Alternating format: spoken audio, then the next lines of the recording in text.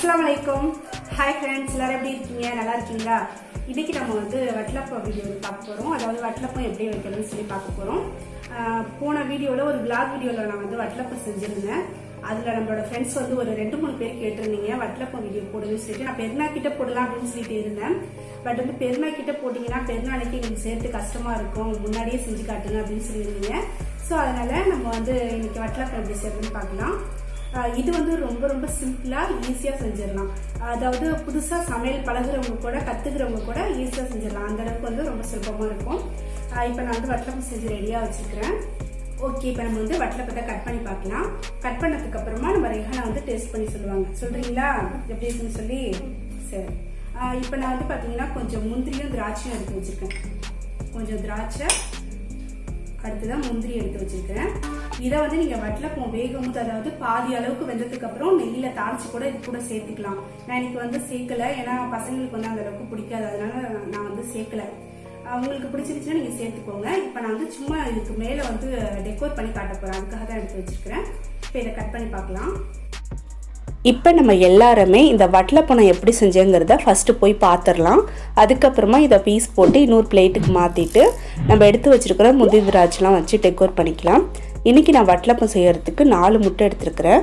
4 முட்டைக்கு 1/2 லிட்டர் பால் எடுத்துருக்கிறேன். பால் பார்த்திங்கன்னா நல்லா திக்கான பாலாக எடுத்துக்கோங்க. இதில் தண்ணியே சேர்க்காம நல்லா காய்ச்சி எடுத்துக்கணும்.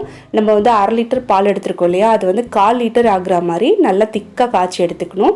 ஆடை விழுந்தாலும் பரவாயில்ல, அதை நம்ம அரைச்சிக்க தான் போகிறோம்.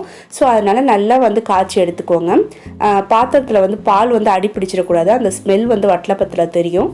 ஸோ அதனால் அடி பிடிக்காத அளவுக்கு நல்லா ஒரு கரண்டி வச்சு கலந்து விட்டு இந்த மாதிரி நல்லா திக்காக காய்ச்சி எடுத்துக்கோங்க.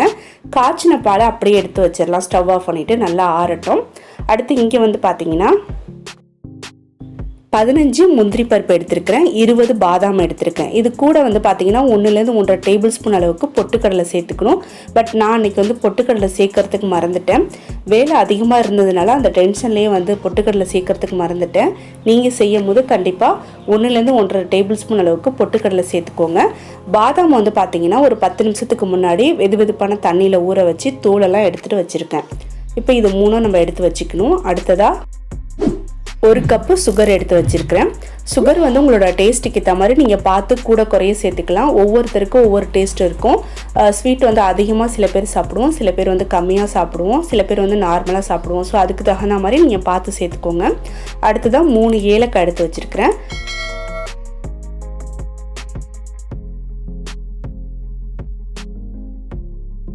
இப்போ நான் எடுத்து வச்சிருக்கிற 1 கப்பு சுகர், 3 ஏலக்காய், இது ரெண்டையும் ஒன்றா சேர்த்து நல்லா நைஸ் பவுடராக அரைச்சிக்கிட்டேன். அரைச்சி ஒரு பெரிய அகலமான பவுலில் சேர்த்துருக்குறேன். இது கூட நம்ம எடுத்து வச்சிருக்கிற 4 முட்டையும் உடச்சி இந்த மாதிரி சேர்த்துக்கோங்க. சேர்த்துட்டு ஒரு விஸ்கு வச்சு இதை நல்லா கலந்து விட்டுக்கணும். நல்லா நுர பொங்குற அளவுக்கு நல்லா இந்த மாதிரி அடித்து எடுத்துக்கோங்க.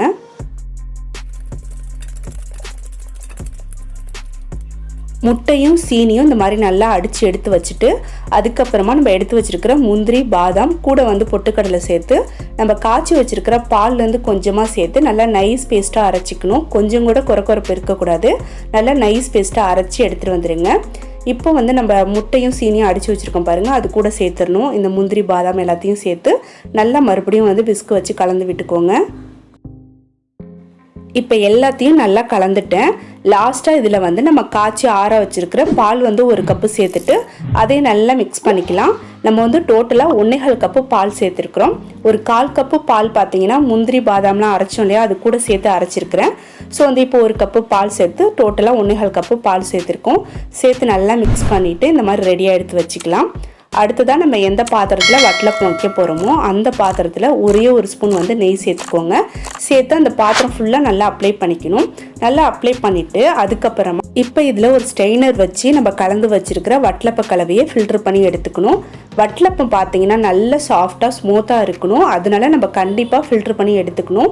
ஃபில்டர் பண்ணதுக்கு அப்புறமா பாருங்கள், இதில் முந்திரி பருப்பு பாதாம் பருப்புலாம் அரைச்சோம் இல்லையா, அதில் இருக்கிற அந்த சின்ன சின்ன குறைப்பாக இருந்துச்சுன்னா அந்த சின்ன சின்ன திப்பியாக இருக்கிறதுலாம் இதில் வந்துடும். கூடவே நம்ம ஏலக்காய் அரைச்சிருந்தோம், அதோட தோல் எல்லாமே நம்ம எடுத்துட்டோம் பாருங்கள் தனியாக. ஸோ அதனால் கண்டிப்பாக ஃபில்டர் பண்ணி எடுத்துக்கோங்க. அதுக்கப்புறமா இதை லைட்டாக ஒரு தடவை கலந்து விட்டுக்கோங்க. கலந்து விட்டுட்டு அடுத்ததாக இதை இட்லி செட்டில் வச்சு நம்ம அவிச்சு எடுத்துக்க போகிறோம். இப்போ நான் ஸ்டவ் ஆன் பண்ணி நார்மலாக வச்சுட்டு ஒரு இட்லி சட்டி வச்சுருக்கேன். இதுக்குள்ளே வந்து கொஞ்சமாக தண்ணி ஊற்றிட்டு ஒரு ஸ்டாண்டு போட்டிருக்கேன். இந்த ஸ்டாண்டில் வந்து நம்ம ரெடி பண்ணி வச்சுருக்கிற வட்டலப்ப பாத்திரத்தை இந்த மாதிரி எடுத்து வச்சிடணும். அடுத்ததாக இந்த இட்லி சட்டி மூடியில் பார்த்தீங்கன்னா கலர், அதாவது சாயம் போகாத ஒரு காட்டன் கிளாத் எடுத்து இந்த மாதிரி நல்லா கவர் பண்ணிக்கணும். கவர் பண்ணிவிட்டு நல்லா டைட்டாக மூடிடுங்க. இந்த மாதிரி எதுக்காக நான் காட்டன் கிளாத்து போட்டு கவர் பண்ணி மூடியிருக்கேன் அப்படின்னு பார்த்தீங்கன்னா, நம்ம வட்டலப்பம் அவிக்கிற பாத்திரத்தில் இருக்கிற ஆவி வந்து சட்டுன்னு வெளியில் போகாமல் வட்டலப்பம் சீக்கிரமாக வேகிறதுக்கு ஹெல்ப் பண்ணோம்.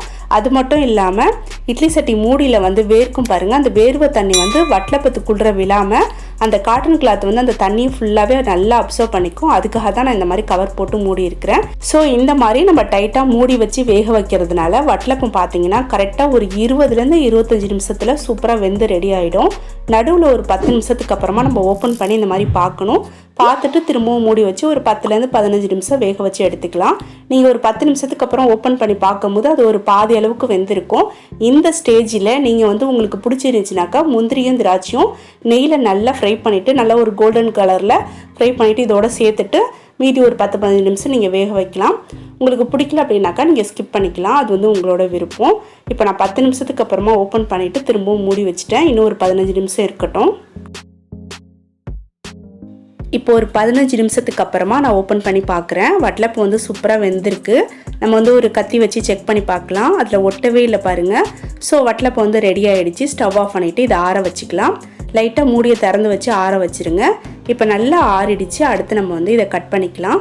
கட் பண்ணுறதுக்கு முன்னாடி ஓரத்தை இந்த மாதிரி எடுத்து விட்டுருங்க. அப்போ தான் ஈஸியாக எடுக்கிறதுக்கு வரும். எடுத்து விட்டுட்டு ஒரு பிளேட் வச்சு இந்த மாதிரி நம்ம எடுத்துக்கலாம். வட்டலப்பத்தில் நம்ம கண்டிப்பாக வந்து பொட்டுக்கடலை கொஞ்சம் சேர்த்துக்கிட்டோம் அப்படின்னாக்கா இந்த மாதிரி பீஸ் போடுறதுக்கு ஈஸியாக இருக்கும், நல்லா சூப்பராக வரும். சேர்க்கல அப்படின்னாக்கா வட்டலப்பம் ரொம்ப சாஃப்டாக இருக்கிறதுனால உடஞ்சி போகிறதுக்கு வாய்ப்பு இருக்குது. ஸோ அதனால் நீங்கள் செய்யும் போது மறந்துடாமல் கொஞ்சமாக பொட்டுக்கடலை சேர்த்து அரைச்சிக்கோங்க. மற்றபடி டேஸ்ட்டுக்கும் அந்த பொட்டுக்கடலைக்கும் எந்த ஒரு சம்மந்தமும் இல்லை. நீங்கள் பொட்டுக்கடலை சேர்க்காமல் செஞ்சாலும் டேஸ்ட்டு ரொம்ப சூப்பராக தான் வரும். பட் வந்து சேர்த்து செஞ்சிங்கன்னா பீஸ் போடுறதுக்கு ஈஸியாக இருக்கும். களைஞ்சி போகாமல் உடஞ்சி போகாமல் சூப்பராக வரும். நம்ம இன்றைக்கி வந்து பாக்கெட் பாலில் தான் இந்த வட்டலப்பம் செஞ்சுருக்கிறோம். பாக்கெட் பாலுக்கு பதிலாக நீங்கள் வந்து தேங்காய் பாலில் செஞ்சீங்க அப்படின்னாக்கா இந்த வட்டலப்பத்தோட டேஸ்ட்டும் மனமும் பார்த்தீங்கன்னா அவ்வளோ சூப்பராக இருக்கும். பாக்கெட் பாலில் செஞ்சாலும் ரொம்ப நல்லா தான் இருக்கும், அதில் எந்த ஒரு டவுட்டும் இல்லை, டேஸ்ட்டும் ரொம்ப சூப்பராக இருக்கும். பட் வந்து தேங்காய் பாலில் செய்யும் போது அந்த டேஸ்ட்டும் மனமும் இன்னும் அதிகமாக நம்மளுக்கு கிடைக்கும். பாரம்பரியமாக பார்த்தீங்கன்னா தேங்காய் பாலில் தான் வட்டலப்பம் வந்து செய்வாங்க. ஸோ நீங்கள் வந்து தேங்காய் பாலில் கூட ட்ரை பண்ணலாம். நீங்கள் இப்போ வந்து தேங்காய் பாலில் செய்ய போகிறீங்க அப்படின்னாக்கா பெரிய சைஸ் தேங்காவாக இருந்தால் 1 எடுத்துக்கோங்க, சின்ன சைஸாக இருந்துச்சுன்னா 2 எடுத்துக்கோங்க. தேங்காய் வந்து அந்த கருப்பு ஸ்கின் இல்லாமல் நல்லா வெள்ளையாக இருக்கிற மாதிரி துருவி எடுத்துட்டு இதில் வந்து கொஞ்சம் வெதுவெதுப்பான தண்ணி ஊற்றி நல்லா அரைச்சிக்கணும். நம்மளால் முடிஞ்ச வரைக்கும் ரொம்ப கம்மியான தண்ணியில் தான் தேங்காய் பால் வந்து நல்லா கெட்டியான தேங்காய் பால் வந்து முதல் பால், அதாவது தலைப்பால் அப்படின்னு சொல்லுவோம் இல்லையா, அதை மட்டும் எடுத்து வட்டலப்பம் செஞ்சிங்க அப்படின்னாக்கா சூப்பராக வரும்.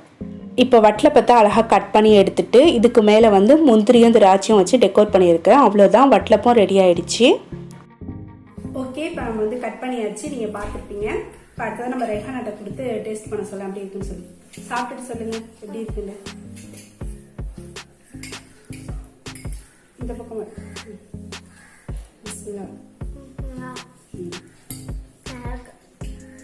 நல்லா இருக்கா? சூப்பராக இருக்கா? நல்லாவும் இருக்குது, சூப்பராகவும் இருக்குது. ஓகே, நீங்கள் ஃபர்ஸ்ட் டைம் வந்து ட்ரை பண்ண போறீங்கன்னா கம்மியாக செஞ்சு பாருங்க, கொஞ்சமாக செஞ்சு பாருங்க. நம்மளுக்கு தெரிஞ்சிருச்சு நிறைய செய்யலாம்னு சொல்லிட்டு நிறைய செய்யாதீங்க. நம்ம ஃபர்ஸ்ட் தடவை ட்ரை பண்ண உடனே வந்து எல்லாமே வந்து நம்மளுக்கு கரெக்டாக வந்துடாது, சிலது வந்து நம்மளுக்கு சொதப்போம். ஸோ அதனால வந்து கம்மியாக செஞ்சு பார்த்துட்டு உங்களுக்கு கரெக்டாக வந்துருச்சு அப்படின்னாக்கா நீங்கள் வந்து அடுத்தது நீங்கள் நிறையவே செய்யலாம். சரியா? ஓகே ஃப்ரெண்ட்ஸ், இந்த வீடியோ உங்களுக்கு பிடிச்சிருக்கும்னு நினைக்கிறேன். பிடிச்சிருந்தா லைக் பண்ணி கமெண்ட் பண்ணி ஷேர் பண்ணுங்க. உங்க ஃப்ரெண்ட்ஸ் ஃபேமிலி மெம்பர்ஸ் எல்லாருக்கும் இந்த வீடியோ ஷேர் பண்ணி விடுங்க, அவங்களுக்கும் வந்து யூஸ்ஃபுல்லா இருக்கலாம். எப்போதும் போல உங்களோட சப்போர்ட்டையும் அன்பையும் கொடுத்துட்டு இருக்குன்னு சொல்லி கேட்டுக்கிறேன். ஓகே, அடுத்து ஒரு இன்ட்ரெஸ்டிங்கான யூஸ்ஃபுல்லான வீடியோல நம்ம சீக்கிரமா மீட் பண்ணலாம். அது வரைக்கும் வெயிட் பண்ணுங்க. தேங்க்யூ, டாடா.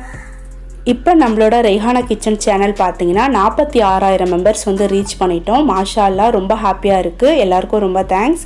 இதை வந்து நம்ம செலிப்ரேட் பண்ணுற விதமாக தான் இன்றைக்கி நான் வந்து இந்த வட்டலப்பத்தை உங்களுக்கு செஞ்சு காட்டியிருக்கிறேன். இந்த வட்டலப்பம் வந்து உங்கள் எல்லாருக்கும் நான் வந்து டெடிகேட் பண்ணுறேன். தேங்க்யூ.